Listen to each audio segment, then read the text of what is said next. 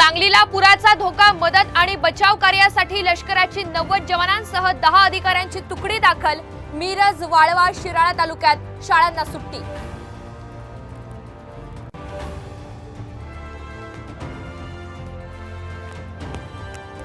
कोल्हापुरात पंचगंगा नदीची पाणी पातळी 46 फुटांवर, 94 बंधारे पाण्याखाली।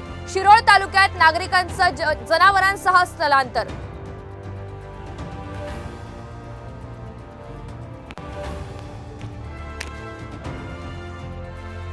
नवी मुंबईच्या बेलापूरमध्ये 4 मजली इमारत कोसळली, 2 जणांना सुरक्षित बाहेर काढलं, 1 जण ढिगाऱ्याखाली अडकल्याची भीती।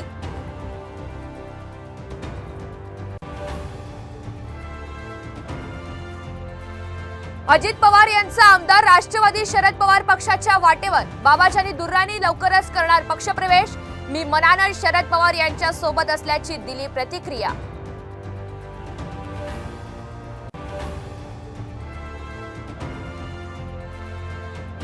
बैठकीसाठी मुख्यमंत्री शिंदे दिल्लीत दाखल, तर अजित पवार सुद्धा रवाना होणार। अमित शहा यांची सुद्धा भेट घेण्याची शक्यता।